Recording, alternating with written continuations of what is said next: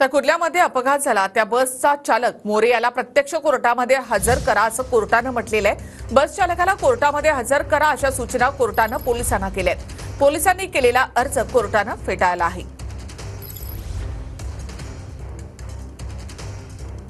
तर कुर्ला बस अपघात प्रकरणामध्ये चालक मोरेला प्रत्यक्ष कोर्टामध्ये हजर करण्याचे आदेश कोर्टानं दिले। पोलिसांनी केलेला अर्ज कोर्टानं फेटाळला आहे। त्यामुळे या अपघात प्रकरणामधील चालक मोरे याला कोर्टामध्ये हजर करावं लागणार आहे। पोलिसांनी 7 दिवसांची पोलीस कोठडी मागितलेली आहे। या प्रकरणामध्ये पोलिसांनी 7 दिवसांच्या पोलीस कोठडीची मागणी केली आहे। कुर्ला बस अपघात प्रकरणामध्ये मोरे याला कोर्टात हजर करण्याचे आदेश देण्यात आल्यानंतर पोलिसांनी आता 7 दिवसांची पोलीस कोठडी या प्रकरणाच्या चौकशीसाठी मागितली आहे। तर कोर्टामध्ये अद्याप सुनावणी सुरू आहे आणि पोलिसांनी 7 दिवसांची कोठडी मागितली। आरोपीची कोठडी कशासाठी हवी, आरोपीच्या वकिलांनी हा युक्तिवाद केला आहे। तर पोलिसांकडून 7 दिवसांच्या पोलीस कोठडीची मागणी करण्यात आली आहे। तर आरोपीची कोठडी नेमकी कशासाठी हवी असा युक्तिवाद आरोपीच्या वकिलांनी केलाय। अधिक माहिती आपण घेऊयात आमचे प्रतिनिधी सचिन गव्हाणी यांच्याकडून। सचिन, कोर्टामध्ये सध्या काय युक्तिवाद सुरू आहे? काल कुर्ला एलबीएस मार्गावरती जो मोठा अपघात घडला त्या अपघातानंतर संजय मोरे हा जो ड्रायव्हर आहे याला अटक करण्यात आलेली आहे आणि त्याला आता कोर्टामध्ये हजर केल्यानंतर पोलिसांकडून जो काही युक्तिवाद करण्यात आलाय तो अत्यंत महत्त्वाचा म्हणावा लागेल। यामध्ये कोर्टामध्ये पोलिसांनी ही माहिती दिलेली आहे की 300 मीटर परिसरामध्ये जवळपास 50 ते 60 गाड्यांना त्यांनी धडक दिलेली आहे। त्या गाडीमध्ये जे बस चालवत होता त्या गाडीतही पॅसेंजर होते।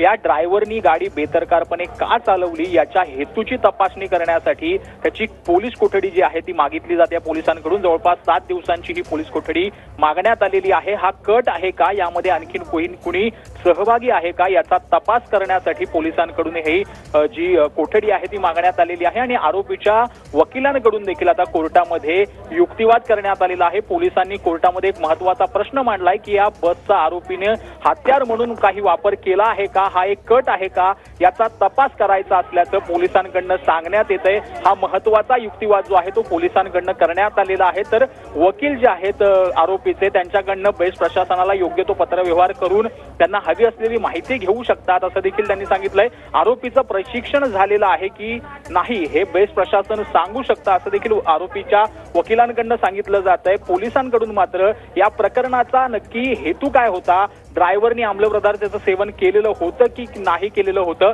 किंवा हा संपूर्ण जो आहे अपघात झालेला आहे तो कट होतो का, या अँगलनी तपासासाठी या आरोपीची पोलीस कोठडी जी आहे ती 7 दिवसांची द्यावी अशी मागणी जी आहे ती कोर्टाकडे पोलिसांकडनं करण्यात आलेली आहे। निखिला, धन्यवाद सचिन एकूणच माहितीबद्दल। तर आरोपीची कोठडी कशासाठी हवी असा युक्तिवाद आरोपीच्या वकिलांकडनं करण्यात आलेला आहे। तर पोलिसांनी 7 दिवसांची आरोपीची कोठडी मागितलेली आहे। या संदर्भामध्ये चौकशी करण्यासाठी म्हणून 7 दिवसांच्या पोलीस कोठडीची मागणी पोलिसांकडनं करण्यात आली। अपघात हा कट होता का या संदर्भात तपास करायचा आहे असं पोलिसांकडून वकिलांनी युक्तिवाद केला आहे।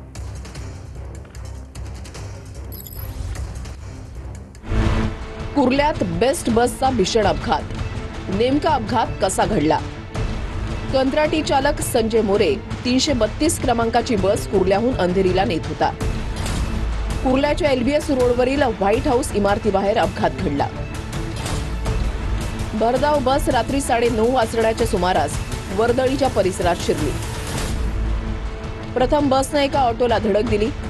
एकामागून एक वाहनांना धडक देत बस आंबेडकर कॉलनीच्या गेटवर धडकली। जमावानं बसचा पाठलाग करून चालकाला पकडलं। क्रेनच्या साह्यानं बसला अपघात स्थळावरून नेण्यात आलं।